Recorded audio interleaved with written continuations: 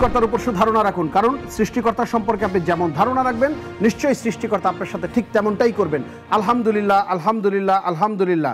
সেই সৃষ্টিকর্তার উপর লক্ষ্য করে শুকরিয়া আদায় করে 10 মিনিটস উইথ ইমরান অনুষ্ঠানে বরাবরের মতো স্বাগত জানাচ্ছি আমি ইমরান চৌধুরী।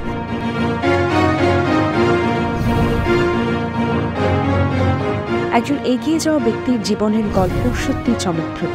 কঠোর দায়িত্ব পালনের মধ্য দিয়ে একজন কর্মঠ ব্যক্তিত্ব নিজেকে শুরু থেকে শীর্ষে নিয়ে যেতে সক্ষম হন।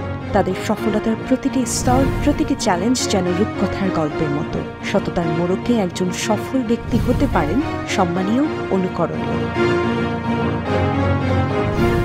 এর মধ্য থেকেই নিজেকে গড়ে তুলতে পারেন একজন নেতৃত্ব প্রদানকারী ব্যক্তিত্ব হিসেবে। প্রিয় দর্শক, আপনারা জানেন প্রতিটি পর্বে একজন স্বপ্নবান দেশপ্রেমী উদ্বুদ্ধ ব্যক্তিত্বের সাক্ষাৎকার গ্রহণ করা হয়। চলুন দর্শক, দেখে আসি আজকের অতিথির সাক্ষাৎকারটি। 21 সালে সারা বাংলাদেশে যাকে নিয়ে একটি আলোচনার ঝড় উঠেছিল। প্রিয় দর্শক, ফেনী জেলার 43টি ইউনিয়নের মধ্যে 42টি ইউনিয়নে জয়লাভ করেছিল তৎকালীন সরকারের লোকজন, অর্থাৎ আওয়ামী লীগপন্থী চেয়ারম্যান। একটি মাত্র ইউনিয়নে জয়লাভ করেছিলেন যে ব্যক্তি চমক সৃষ্টি করেছিলেন। প্রিয় দর্শক, বলছি জহিরুল আলমের কথা। আসুন পরিচয় হই জহিরুল আলমের সাথে। লিডার, কেমন আছেন? আপনাকে অসংখ্য ধন্যবাদ আজকে 10 মিনিটস উইথ ইমরান অনুষ্ঠানে আমাকে আমন্ত্রণ জানানোর জন্য।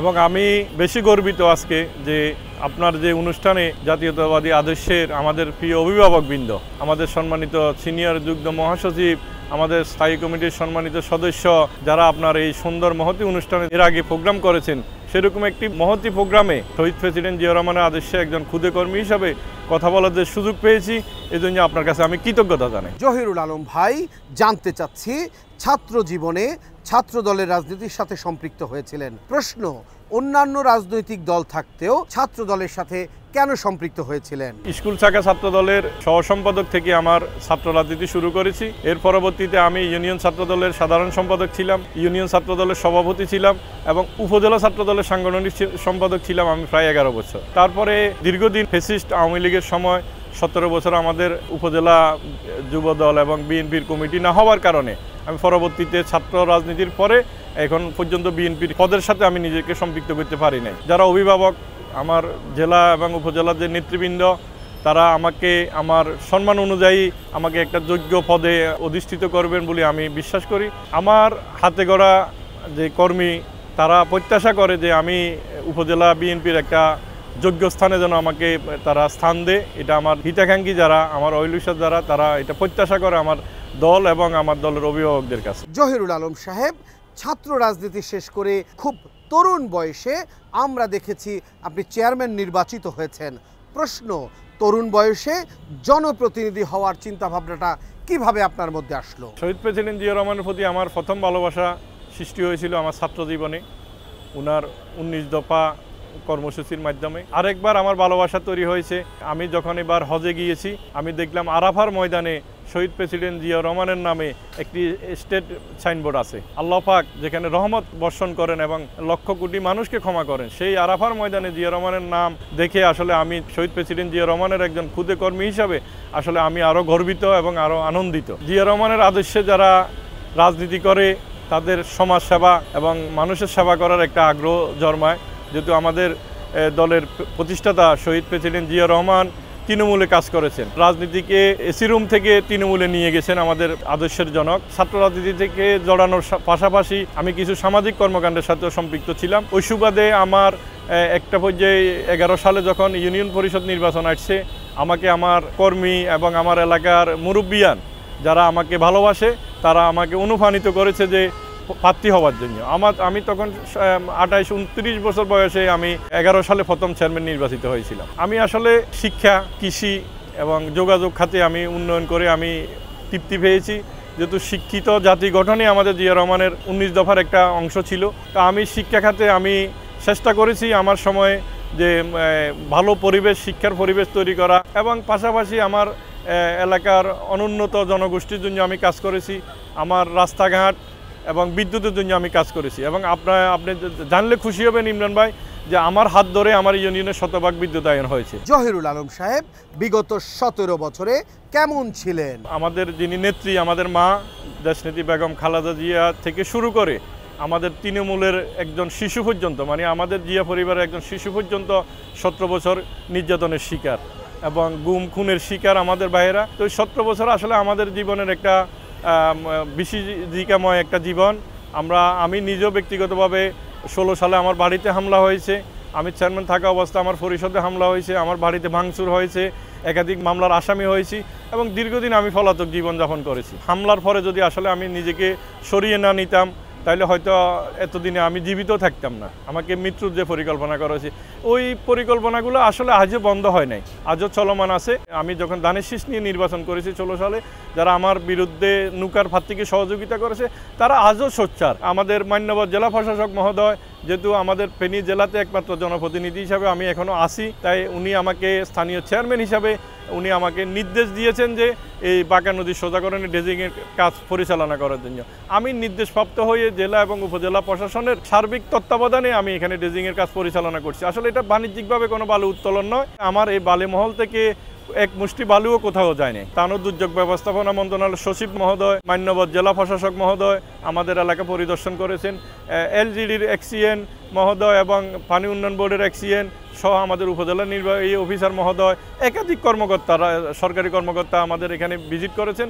পরবর্তীতে ওনারা সিদ্ধান্ত নিয়েছেন যে আমাদের এই ব্রিজ এবং রাস্তা রক্ষায় আমাদের বাঁকা নদী সোজাকরণের ড্রেজিংয়ের প্রয়োজনীয়তা। আসলে যারা আওয়ামী লীগের সময় আঘাত করে চলেছে, আওয়ামী লীগকে বিভিন্নভাবে সহযোগিতা করেছে, আজকে যখন একটা ভালো সময়ের অপেক্ষায় আমরা, তখন তাদের মনে এখন স্বপ্ন জাগছে তারা জনপ্রতিনিধি হবে, তারা আগামীতে চেয়ারম্যান হবে। এই কারণে তাদের উদ্দেশ্য হচ্ছে আমাকে, আমার ইমেজকে ক্ষুণ্ণ করা, আমার ইউনিয়নকে সম্মান নষ্ট করা এবং সর্বোপরি আসলে এখানে আমার দল, জাতীয়তাবাদী দল, এখানে সম্মান নষ্ট হয়েছে। নিজেকে বিএনপি দাবি করে কিন্তু মূলত তারা বিএনপির কখনো কোনো ভালো কাজে নিজেকে সম্পৃক্ত করে নাই, দলের জন্য ভালো কিছু করে নাই, দলের জন্য ভালো কাজ করে নাই। আমার বিশ্বাস যে আমার যারা অভিভাবক জেলা এবং কেন্দ্রীয় অভিভাবক তারা অবগত আছেন। আমি এর মধ্যে অনেককে অবগত করেছি যে কারা আমাদের দল এখন চাচ্ছে আমাদের সম্মানিত ভারপ্রাপ্ত চেয়ারম্যান মহোদয়, আপনারা দেখেছেন একাধিকবার আমাদেরকে নির্দেশনা দিয়েছে যে কোনো ব্যক্তির জন্য যেন দলের ক্ষতি না হয়। আমি চেষ্টা করি যে আসলে আমি একজন ব্যক্তি যেন আমার দলের জন্য কোনো ক্ষতির কারণ না হয়ে দাঁড়িয়ে। আমি বিশ্বাস করি যারা নিজের স্বার্থের জন্য দলকে ক্ষতিগ্রস্ত করে, দলকে কলুষিত করে, দলের সুনাম নষ্ট করে, অবশ্যই দল তাদের বিরুদ্ধে ব্যবস্থা গ্রহণ করবে। এবং আমাদের সম্মানিত ভারপ্রাপ্ত চেয়ারম্যান মহোদয় যখনই দেশে আসবে, আমার বিশ্বাস যে সারা বাংলাদেশের মানুষ ঘরে ঘরে উজ্জীবিত হয়ে যাবে। আমাদের নেতাকর্মীরা আমাদের দলকে সংগঠিত করার জন্য আমাদের ভারপ্রাপ্ত চেয়ারম্যান মহোদয় দেশে আগমনটাই আমাদের জন্য যথেষ্ট। একটি বিষয় প্রশ্ন না করেই পারছি না, 2021 সালে সারা বাংলাদেশে আলোচনার ঝড় তুলেছিলেন। ফেনী জেলাতে 43টি ইউনিয়নের ভিতরে একটি মাত্র ইউনিয়ন যেখান থেকে আপনি জাতীয়তাবাদী দলকে জয় করে আনতে সক্ষম হয়েছিলেন। কি ছিল সেখানে আপনার কারিশমা? আসলে ভাই, আমি যখন 11 সালে প্রথম চেয়ারম্যান নির্বাচিত হয়েছিলাম, তখন আমি আমার কর্ম পরিকল্পনায় 2012-13 অর্থ বছরে শ্রেষ্ঠ চেয়ারম্যান ঘোষিত হয়েছিলাম। তখন আমাদের যিনি জেলা প্রশাসক ছিল হুমায়ুন কবির খন্দকার স্যার, উনি আমাকে খুবই স্নেহ করতেন। এবং আমি 21 সালে দেখলাম যে আমার সেই জেলা প্রশাসক মহোদয় বাংলাদেশ নির্বাচন কমিশনের সচিব। তা আমি স্যারের কাছে সহযোগিতা চেয়েছি এবং সরাসরি দেখা করেছি। স্যার আমাকে সার্বিক সহযোগিতা করেছেন, আসলে মহান সৃষ্টিকর্তা আমাকে কবুল করেছেন এবং স্যারের সহযোগিতায় আসলে আমি ওই কঠিন সময় পার করতে পেরেছি। সকাল থেকে সন্ধ্যা পর্যন্ত আমার নির্বাচনের রেজাল্ট দেওয়া পর্যন্ত সবচেয়ে বেশি যে পরিশ্রম করেছে আসলে আমার মিডিয়া কর্মী ভাইয়েরা, সাংবাদিক ভাইয়েরা, তাদের সার্বিক সহযোগিতায় এবং পুরো দিন তারা যে পরিশ্রম করেছেন আমার এখানে সুস্থ নির্বাচনের জন্য। সাংবাদিকদের সকল ক্যামেরার লেন্স আমার ইউনিয়নে থাকার কারণে কোনো রকমের জালবোর্ড বা কোনো কেন্দ্র দখল করতে পারে না দখলবাজরা। আমি আসলে আজকের এই দিনে তাদের প্রতি কৃতজ্ঞতা জানাই। আমি কৃতজ্ঞ আমার নবাবপুর ইউনিয়নবাসীর প্রতি। তারা ফেসিবাদের রক্ত চক্ষুকে উপেক্ষা করে 2021 সালে আমার কঠিন সময়ে আমাকে তারা সকল ভয় ভীতি উপেক্ষা করে ভোট কেন্দ্রে গিয়ে আমাকে ভোট দিয়েছিল এবং আমাকে নির্বাচিত করেছিল। আসলে আমি আমার সেই ইউনিয়নবাসীর প্রতি যে আমার কৃতজ্ঞতা বোধ, আমি এটা কখনো ভুলবো না। তাদের এই অবদানের কথা, যারা আমাকে সম্মানিত করেছে, আমাকে নির্বাচিত করেছে, আমার পাশে দাঁড়িয়েছে আমার খারাপ সময়। আমি কখনো তাদের এই ঋণ শোধ করতে পারবো না।